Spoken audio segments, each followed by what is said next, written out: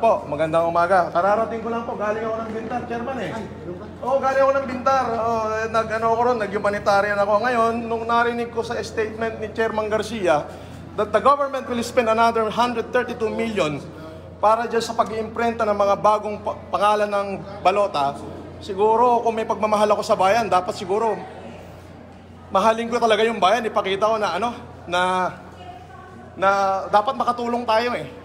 So, the money of the people will be spent for nothing.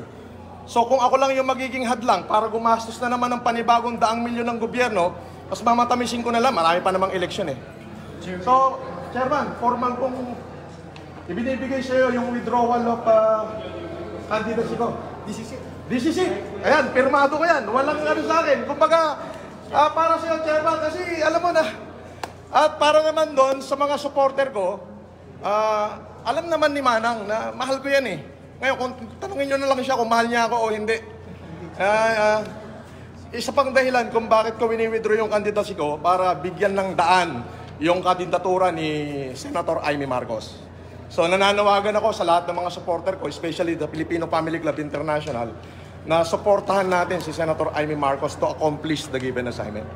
And of course, gusto ko na rin tulungan si Chairman George Garcia na matapos na. Kumbaga, hindi na uli magprenta ng bagong balota. Huwag nyo nang i-shred yun. Yung Bicol na lang i-shred yun.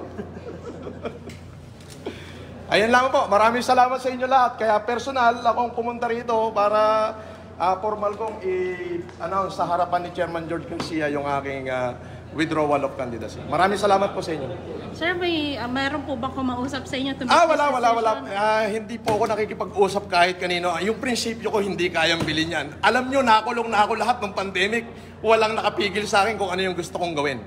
So, this time po kasi, narinig ko yung announcement ni Chairman George Garcia na 6 million ballot yung isi-shred and it cost already the government of 132 million.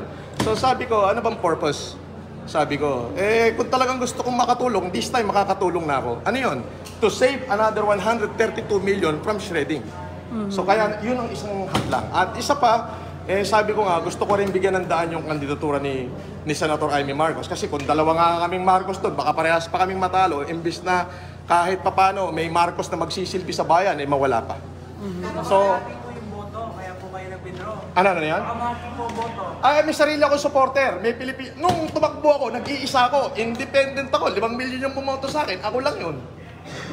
Di ba? Pero dito, this time, hinihikayat ko lahat ng supporter ko na kung meron kayo susuportahan, suportahan natin si Senator Amy Marcos. Pero sir, nung nag-file ka ng COC, alam mo naman natatakbo si Senator Amy? Of course, alam ko. So, dalawa pa rin naman kayo?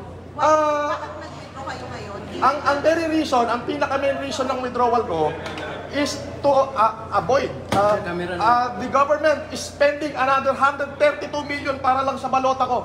Ngayon, kung hahayaan ko sila na i-shred yung 6 million ballot na print na para lang sa kapakanan ko, hindi ako mabuting tao nun. Para saan pa at naging good Samaritan tayo. So, yun lang. Basta wala akong kumausap sa inyo para... Hindi ako nakikipag-usap kahit kanino. Malaki ho kalembang ko. Hindi nila ako kayang kontrolin. Paano po yung mga supporters ninyo? Hihikayatin ko sila na suportahan na lang si Senator Amy. Kahit paano, alam naman ni Manang, alam na mahal ko yan eh. Ngayon, kung tatanungin nyo kung gaano ka totoo, di siya na lang ang tanungin nyo. Pero sa part ng COMELEC, nagpapasalamat kami kay Mr.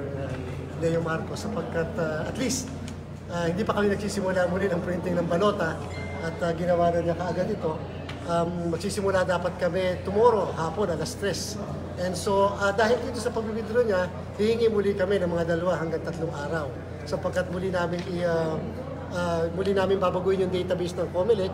At the same time, isi-serialize muli namin ng mga balota. At the same time, yung mga ballot faces muli namin babaguhin. Pero at least, hindi pa nagsisimula yung printing ng balota. So baka kung sakali magsisimula kami ng printing, umaga ng Lunes.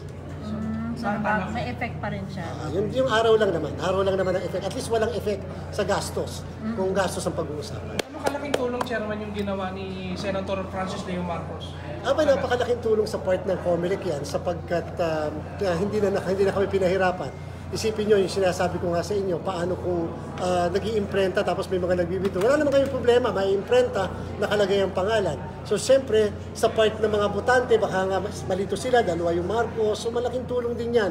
Hindi lang to sa kandidatura nung binabanggit na kandidato, pero sa part din ng COMELEC na gusto natin laging maayos ang ating halalan. So maraming Salamat, Chairman. Hindi na ako magtatagal, ha?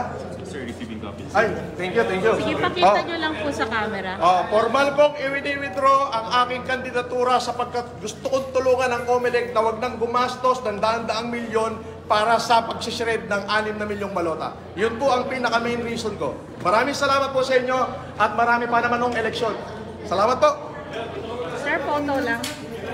Sige po. Pakita nyo lang po yung ano nyo. Okay, sir. Sir, sa camera po. Okay, so yan po si Francis Leo Marcos officially withdrawing his plan to run for the Senate sa May 12. Alright.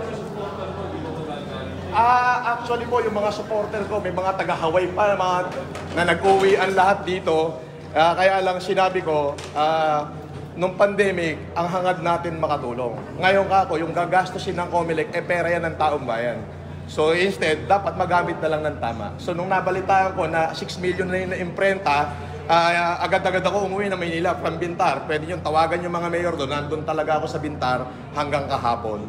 So, eto na, kararating-rating ko lang. Talagang nagpursige na ako makarating dito para lang at least hindi na masayang yung oras at ayoko naman na gumastos ang gobyerno para lang sa kapakanan ko. So yun lang, maraming salamat sa inyo at mabuhay kayong lahat. Thank you very much.